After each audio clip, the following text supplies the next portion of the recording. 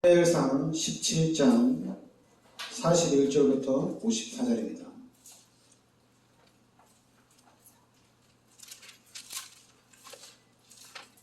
구약성경 438면입니다.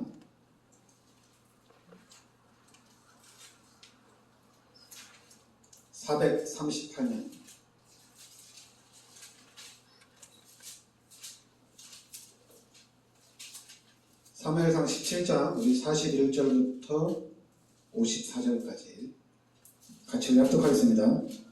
블레셋 사람이 방패든 사람을 앞세우고 다윗에게로 점점 가까이 나아가니라.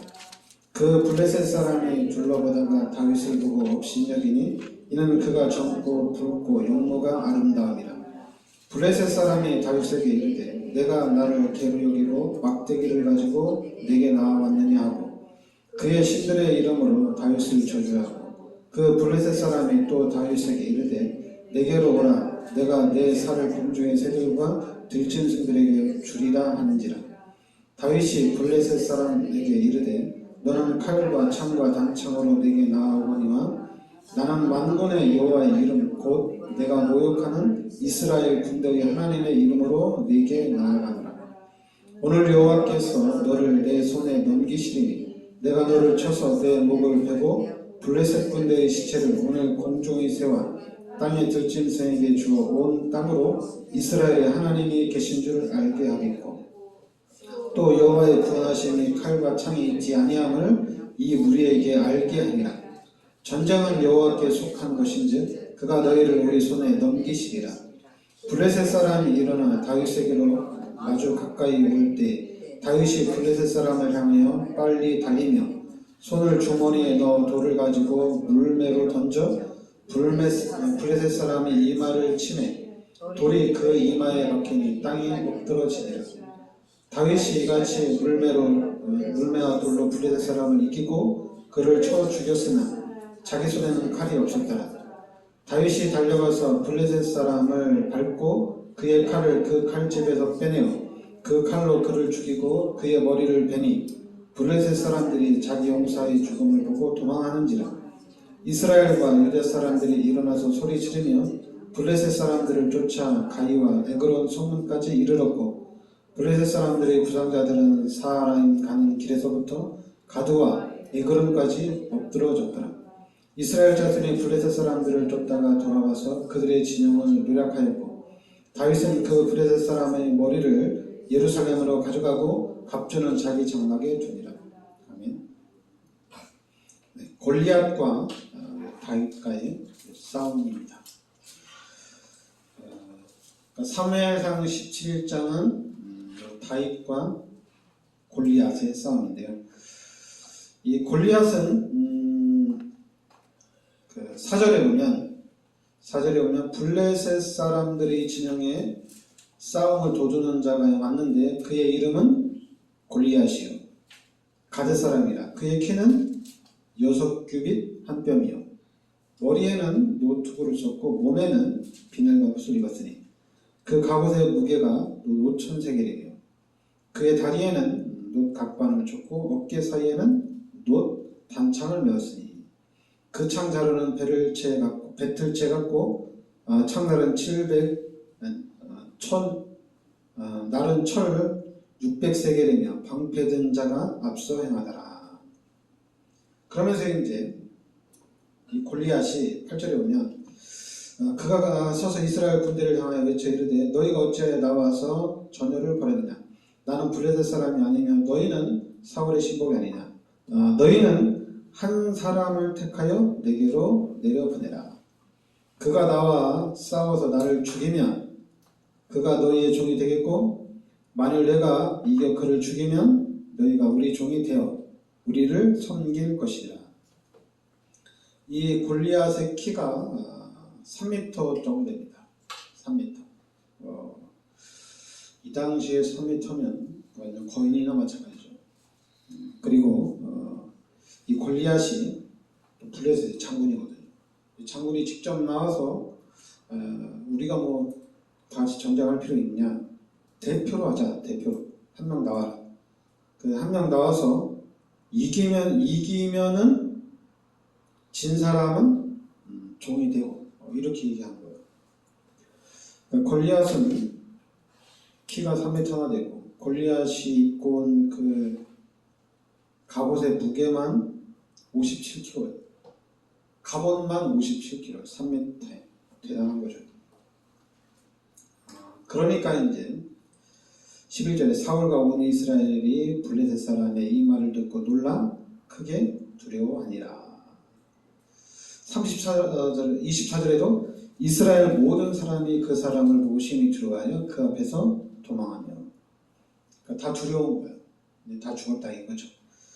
근데 이때 다윗이 이 전쟁터에 가게 됩니다.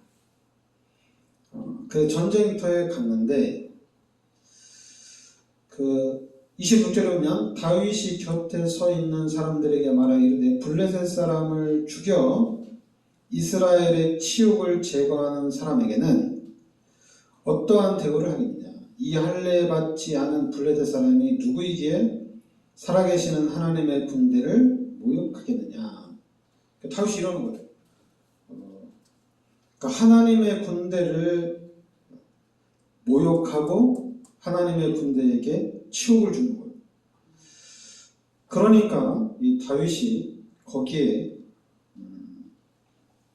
29절에 보면 다윗이 이르되 내가 무엇을 하였나이까 어찌 이유가 없으리까. 그러니까 다윗이 나가서 싸우겠다는 얘기입니다. 다윗이 나가서 싸우겠다는 얘기예요.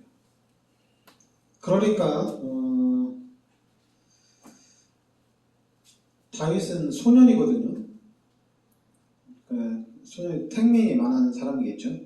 택민이 많은 사람이고 3m나 되는 사람하고 싸운다는 것은 아무래도 게임이 안 되겠죠. 그런데 다윗은 이 32절에 보면 다윗이 사울에게 말하되 그로 말미암아 사람이 낙담하지 말 것이라. 주의 종이 가서 저 블레셋 사람과 싸우겠다. 다윗이 사울에게 직접 얘기합니다. 다른 사람들은 다 두려워서 떨고 있고 두려워서 도망을 가는데 다윗이 나가서 싸우겠다는 얘기예요. 그러면서 34절에 보면 다윗이 사울에게 말하되 주의 종이 아버지의 양을 지킬 때에 사자나 곰이 와서 양떼에서 새끼를 물어가면 내가 따라가서 그것을 치고 그 입에서 새끼를 건져내었고 그것이 일어나 나를 해하고자 하면 내가 그 수염을 잡고 그것을 쳐 죽였나이다. 그러면서 주의 종이 사자와 곰도 쳤은즉 살아계시는 하나님의 군대를 모욕한 이 할례 받지 않은 블레셋 사람이리이까 그가 그 짐승의 하나와 같이 되리이다. 또 다윗이 이르되 여호와께서 나를 사자의 발톱과 곰의 발톱에서 건져내셨은즉 나를 이 블레셋 사람의 손에서도 건져내시리이다. 그러니까 이제 사울왕이 걱정을 하는 거죠. 다윗이 가니까. 그러니까 다윗이 이제 자기가 양을 칠 때에 요 사자, 곰이 새끼를 물어가면 다윗이 달려가서 사자의 입을 벌리고 곰의 입을 벌려서 새끼를 구했다는 얘기입니다. 그런데 만약에 이 사자나 곰이 다윗을 공격하면 다윗이 그 수염을 잡고 사자의 수염 잡고 곰의 수염을 잡고 쳐 죽였다는 얘기죠. 그 예를 들어서 이제 다윗이 나가서 사자도 잡고 곰도 잡았는데 골리앗쯤이야 이런 생각을 하는 거죠. 그러면서 이제 37절에 다윗이 여호와께서 나를 사자의 발톱과 곰의 발톱에서 건져내셨을지. 그러니까 전에는 이제 다르죠. 34절, 35절, 36절 얘기와 37절은 다르죠. 여호와께서 나를 사자의 발톱과 곰의 발톱에서 건져내셨은즉, 그러니까 하나님이 사자와 곰의 발톱에 나를 건져주셨기 때문에 블레셋 사람의 손에서도 나를 건져내겠다는 얘기입니다. 그러니까 이제 사울 왕이 자기의 군복을 벗어서 다윗에게 주는 거예요. 근데 당연히 사울 왕의 이 군복이 다윗에게는 당연히 맞지 않죠.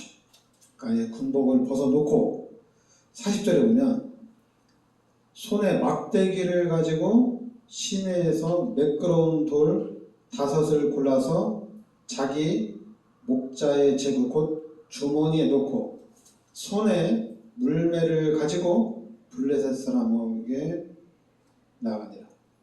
그러니까 갑옷 다 벗어놓고 돌 5개 들고 간 거예요. 돌 5개 들고. 그러니까 이 돌 5개는 뭐냐면 이제 다윗이 양을 지킬 때 만약에 저쪽에서 뭐 늑대나 아니면 곰이나 사자가 와서 양을 잡아가려고 하면은 쫓아가는 사이에 이미 도망갈 수 있잖아요. 그죠? 그럼 반대편에서 물맷돌을 돌려서 자기 양을 지켰다는 얘기입니다.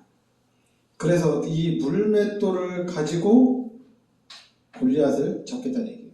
근데 결국엔 어떻게 됐어요?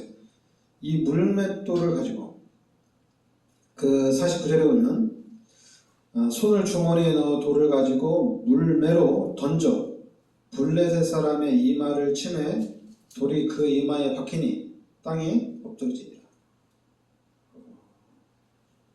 그러니까 다윗이 양을 지키던 그 실력 가지고 이 골리앗을 물리쳤다는 얘기입니다. 다윗이 아버지의 양을 지키면서 양을 한 마리도 잃어버리지 않았거든요. 사자나 곰이나 늑대한테 한 마리도 빼앗기지 않고 지켰다는 얘기입니다. 그러면서 이제 오늘 이제 말씀 43절부터 보면은 블레셋 사람이 다윗에게 이르되 네가 나를 개로 여기고 막대기를 가지고 내게 나왔느냐 하고 그의 신들의 이름으로 다윗을 저주하고 또 그 블레셋 사람이 또 다윗에게 이르되 내게로 오라 내가 내 살을 공중의 새들과 들짐승들에게 주리라 하느니라. 골리앗은 이럴 만하죠. 아니 자기는 갑옷을 입고 가는데 다윗은 지팡이하고 돌 가지고 나오니까 이게 참 웃긴 거죠. 웃긴 거죠. 한마디로 골리앗이 올 때 네가 나를 무슨 개로 여기나 이럴 만도 하죠.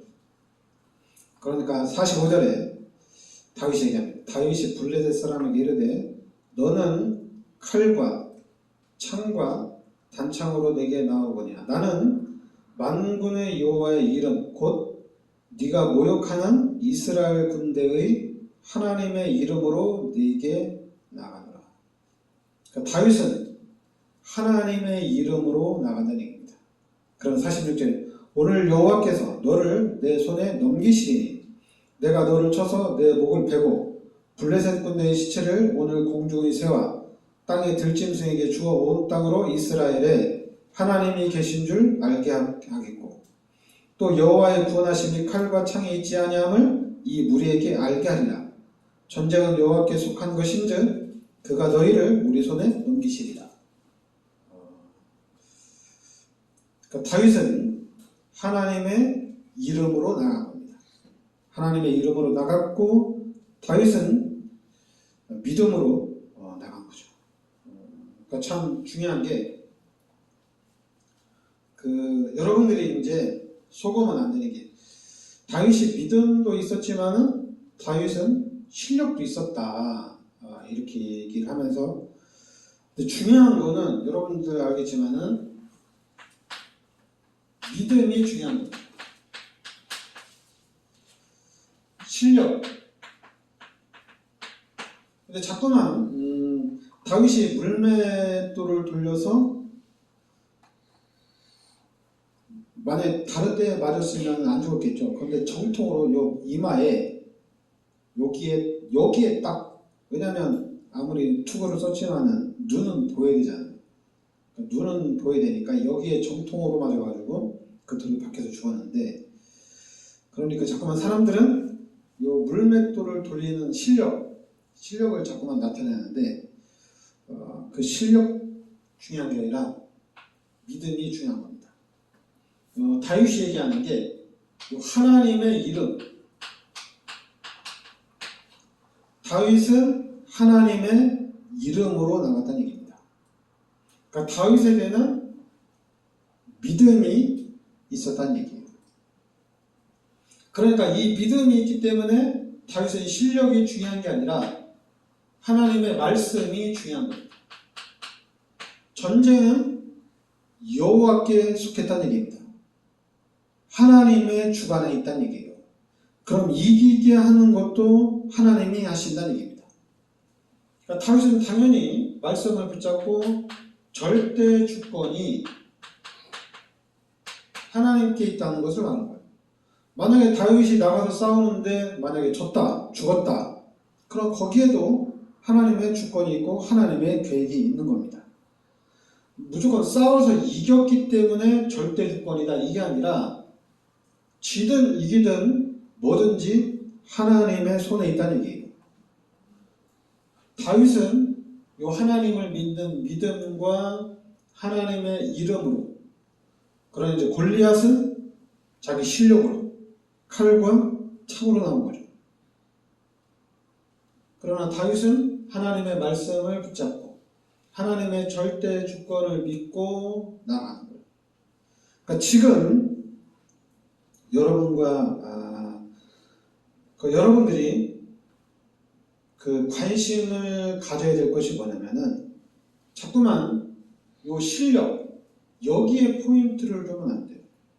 왜냐하면 자꾸만 이제 우리 교인들이 뭐라고 얘기하냐면 네가 예수를 믿는 것도 좋고 교회를 잘 다니는 것도 좋은데 네가 교회만 다닌다고 해서 네가 세계복음만 일꾼이 되는 게 아니다. 네가 예수를 믿는다고 해서 하나님의 축복을 받는 것이 아니다. 자꾸만 요 실력이 있어야 된다. 실력이 없는데 어떻게 세계복음화를 하느냐. 그래서 자꾸만 이 부분을 끼워주려고 해요. 이 부분을. 그러다 보니까 이게 자꾸만 반응이 안 맞는 거예요. 교회를 다니면은 편하고 이렇게 좀 교회를 다니면 기쁘고 교회를 다니면 문제가 해결이 돼야 되는데 그런데 자꾸만 교회를 다니는 사람들이 실력을 말하는 거예요. 교회를 다니는 사람들이 자꾸만 육신적인 부분을 말하는 거예요. 그 육신적인 부분이나 실력적인 부분 세상에서 너무 많이 듣거든요. 근데 교회를 갔는데도 그런 얘기를 많이 하는 거예요. 그러면 교회가 실제적으로 육신적으로 실력이 있어요. 그러면 당연히 이 실력을 보고 배우는 일이 있겠죠. 근데 교회는 지금 현재는 아무래도 실력이 좀 떨어집니다. 실력 있는 사람들이 교회를 다니는 경우도 많이 있어요.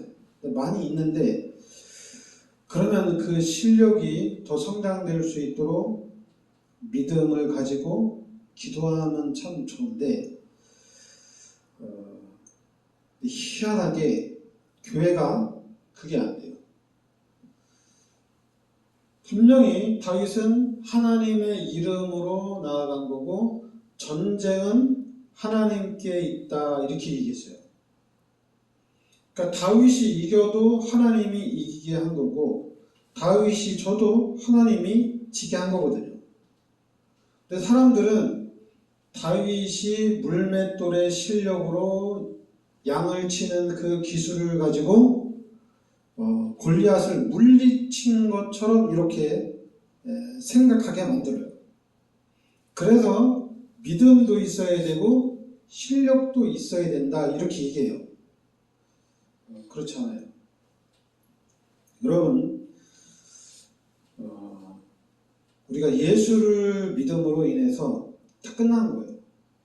여러분들이 하나님의 자녀가 되면 다 끝난 거예요.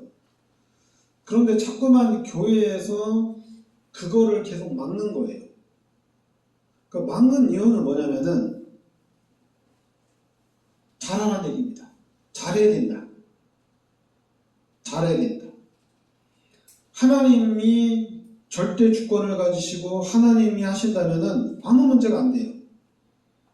근데 자꾸만 우리 생각에 목사님이 조금만 잘하면 목사님이 저런 걸 안 하면 한마디로 자꾸만 육신적인 부분을 얘기하는 거예요. 그거는 이제 세상을 살아가는 데는 뭐 서로 많은 얘기를 할 수가 있어요. 육신적인 부분에. 그러나 교회는 그게 아니에요. 교회는 진짜로 예수를 믿고 하나님의 절대 주권을 믿고 나아가야 돼요. 그래야지 이게 교회다운 교회가 됩니다. 그래야지 교회가 권위가 서요. 근데 자꾸만 교회에서 육신적인 부분 가지고 이렇게 해야 된다, 저렇게 해야 된다, 이렇게 해가지고는 하나님의 영광이 나타날 수가 없어요. 육신적으로 조금 빠른 사람들, 육신적으로 좀 똑똑한 사람들이 교회에서도 그럼 나타나지 말아야 되는데, 교회는 믿음이 나타나고 하나님의 절대 주권이 나타나야 되는데 자꾸만 교회에 실력이 나타나요. 사람이 보여. 하나님이 보여야 돼요. 교회는 하나님이 보여야 돼요.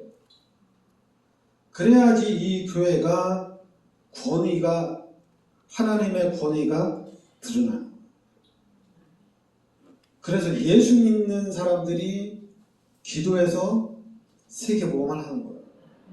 근데 자꾸만 실력 있는 사람, 돈 있는 사람이 와서 교회를 이끌어간단 말이에요. 이게 말이 안 돼요. 그러니까 목사님들도 좀 부자가 교회 오면은 빨리 양육해서 빨리 제자화를 해요. 그래서 그 사람을 통해서 교회를 운영하려고 그래요. 그러니까 돈 없고 좀 무능한 사람은 교회에서 또 사람 취급을 또 받을 수가 없는 거예요. 또 무시하고. 목사님들 좀 돈 있고 좀 잘 나가는 사람이면 같이 밥도 먹고 같이 자주 만나고, 그러나 좀 그지 같은 사람이면 평생에 밥 먹을 일이 없어요. 그러니까 교회나 세상이나 뭐 다를 게 없어. 똑같거든.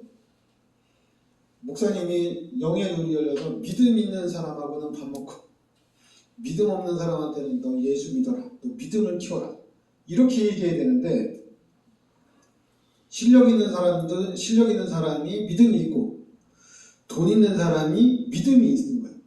실력도 없고 돈도 없으면 믿음도 없고, 이렇게 해버리니까 교회가 세상하고 다를 게 없잖아요. 이거를 이제 실제적으로 바꾸자는 얘기입니다. 여러분, 교회는 진짜 믿어야 됩니다. 왜 이것이 중요하냐면은, 여러분들이 이 그림을 정확하게 보면 돼요. 분명히 우리 인간은 하나님과 함께 살도록 창조한 겁니다. 그런데 이 창세기 3장 문제 때문에 하나님이 떠납니다. 이거예요. 우리 인간은 하나님과 함께 살도록 창조됐는데 요 원죄 때문에 하나님이 떠났어요. 그리고 그 자리에 요한복음 8장 44절에 마귀가 들어왔어요. 이게 엄청난 큰 문제거든요. 그럼 우리 인간은 하나님을 만나기 전까지는 불완전한 삶이에요. 왜냐하면 이렇게 살다가 나중에는 지옥까지 가야 돼요. 그러니까 자기만 지옥 가느냐, 이 문제가 우리 후대에게 또 그대로 전달이 됩니다. 빠져나올 수가 없어요. 그리고 여기서 빠져나와야 돼요. 근데 빠져나올 수 있는 길이 없어요. 근데 하나님이 창세기 3장 15절에 바로 그리스도를 이 땅에 보내주셨다는 얘기입니다. 그래서 이 그리스도를 통해서 우리가 하나님의 자녀가 되고 죄에서 해방을 받는 거예요. 그리스도를 통해서 빠져나온 겁니다. 이걸 알아야 돼요. 그래서 실력이 중요한 게 아니란 얘기예요. 불신자들에게는 실력도 중요하고 불신자에게는 돈이 있어야 돼요. 불신자들은 성공을 해야 돼요. 이 삶 속에서는. 그러나 하나님의 자녀는 하나님을 만나서 하나님이 함께하면 끝난 거예요. 임마누엘이 되면 끝난 겁니다. 왜냐하면 하나님을 만나서 하나님이 함께하면 다 끝난 거죠. 왜냐하면 하나님 만났으니까. 하나님 만났으니까 이제 모든 것은 다 회복되게 돼 있습니다. 자꾸만 이 육신의 삶을 가지고 하나님의 자녀를 만들어갈 필요가 없다는 얘기예요. 근데 우리는 자꾸만 요 육신적인 것을 교회 안으로 계속 가지고 들어오는 거예요. 그래서 교회가 목사가 잘하면은 교회는 부흥되어져요. 목사가 그런 만큼 교회가 부흥되어져요. 믿음하고는 상관이 없어요. 그리스도하고도 상관이 없어요. 그러니까 이게 우리 교회는 진짜 예수를 믿는 사람들이 이 교회에 있어야 돼요. 그리고 분명히 하나님의 절대 주권을 믿는 사람들이 있어야 됩니다. 그래서 하나님을 믿고 나아가야 돼요. 그래서 하나님이 어떻게 역사하시는지 그 부분에 대한 증인으로 서야 돼요. 그럼 여러분 어떻게 돼요? 만물의 주인이 누구예요? 하나님이잖아요. 이 우주의 주인이 누구예요? 하나님이거든요. 만물의 주인이 하나님이거든요. 하나님이 실력 있는 불신자에게 경제를 맡기느냐, 아니면 믿음 있는 사람에게 경제를 맡기느냐? 누구한테 맡기겠어요? 예수를 믿는 사람에게 맡긴다는 얘기예요. 그러니까 여러분들도 믿으셔야 돼요. 그러면 그 믿음을 따라서 경제가 옵니다.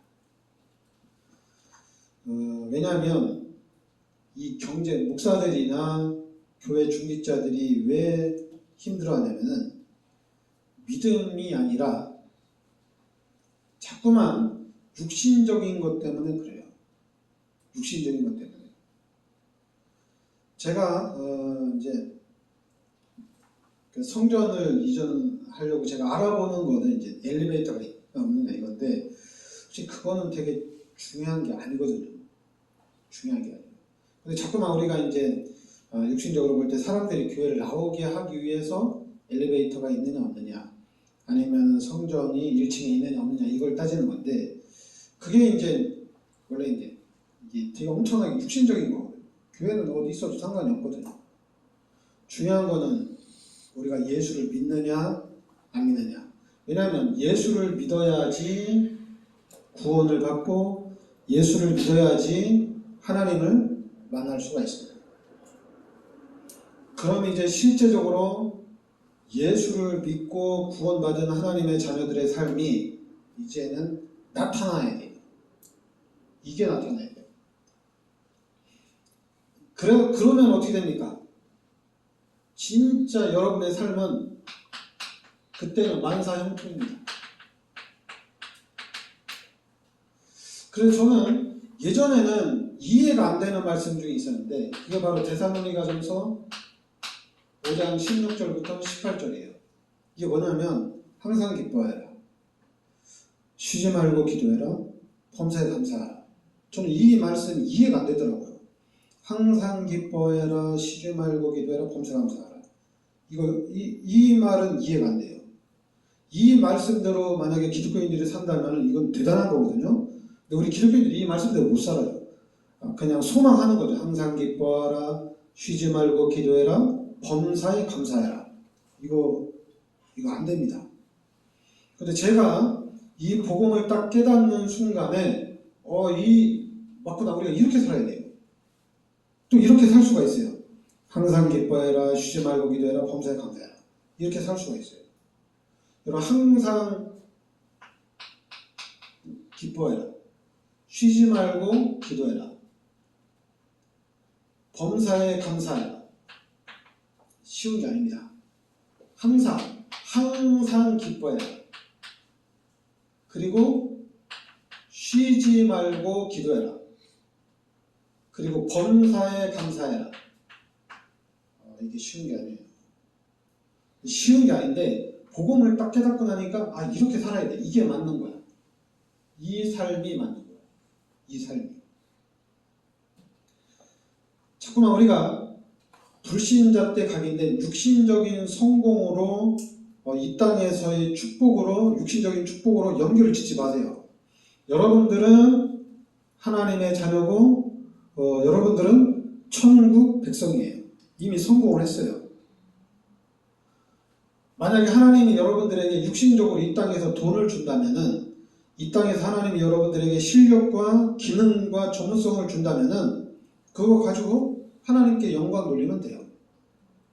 근데 자꾸만 기독교인들이 와, 나 예수 믿고 내가 하나님 앞에 헌신해서 내가 하나님 앞에 이렇게 기도했더니 하나님 나를 이렇게 축복해 주셨다. 뭔 소리를 하는지 모르겠어.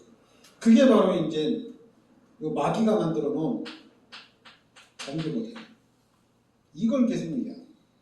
예수 그리스도 이름으로 기도했더니 질병이 치유됐다. 내가 예수 그리스도 이름으로 기도했더니 문제가 해결이 됐다. 그게 어쩌란 말이에요. 예수를 믿고 하나님의 자녀가 됐어. 그리고 하나님과 함께하는 축복이 회복이 됐어. 여기서 끝난 거예요. 그러면 이제 그 다음부터 여러분들은 항상 기뻐하고 쉬지 말고 기도하고 범사에 감사하면 돼요. 그냥 이 삶을 살면 돼요. 근데 이거 이유를 발견하지 못하죠. 이거 발견 못해요. 이 속으로 못 들어가요. 왜냐하면 여러분들이 이 속 딱 들어가는 순간에 보여요. 세계복음화가 보입니다. 이게 딱 보여요. 아, 내가 신앙생활, 종교, 내가 잘해서, 내가 축복받아서 세계복음화해야 되겠다. 그게 아니라 그냥 하나님 말씀 속에서 세계복음화가 딱 보여요. 지금 하나님이 이 복음운동을 통해서 엄청난 문들을 열어놨는데 지금 여러분과 제가 우리 교회가 여기에 좀 모델이 돼야 됩니다. 여기에 모델이 돼야 돼요. 진짜 하나님과 함께하는 교회, 다윗처럼 하나님의 손에 있다는 것을 우리가 보여줘야 돼요. 여러분들이 아마 골리앗과 나가 싸워도 이겨요. 다윗만 이기는 게. 다윗은 뭐 실력 없어도 돼요. 예수를 믿는 믿음, 하나님의 이름으로 나가면 여러분들이 나가서 싸워도 이깁니다. 믿음으로 나가면. 자꾸만 물맷돌에 포인트를 주지 말라는 얘기예요. 근데 목사님들이나 우리 기독교인들이 포인트를 어디다 주냐면 물맷돌, 실력, 여기다 줘요. 그게 아닙니다. 하나님의 손에 다 있습니다. 하나님의 주권에 있습니다. 그러니까 여러분은 끝까지 믿으셔야 돼요. 그래서 하나님이 하시는구나 이렇게 돼야 됩니다. 그래야지 기독교인들이 말이 필요 없는 거예요.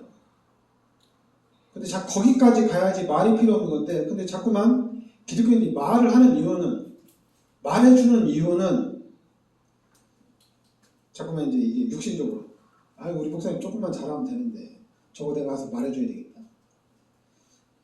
말해줄 필요 없어요. 그냥 항상 기뻐하고 쉬지 말고 기도하고 범사에 그냥 감사하면 돼요. 하나님이 알아서 하십니다. 하나님은 부족함이 없습니다. 네, 기도하겠습니다. 하나님, 은혜를 감사드립니다. 주는 그리스도시요 살아계신 하나님의 아들이심을 믿습니다. 살아계신 하나님이 성령으로 우리 마음속에 함께 하시는 줄 믿습니다. 우리가 그 하나님을 의지하고 하나님을 믿고 그 하나님의 축복을 삶 속에서 늘 체험하고 누리게 하여 주시옵소서. 예수 그리스도 이름으로 기도합니다. 아멘. 찬송가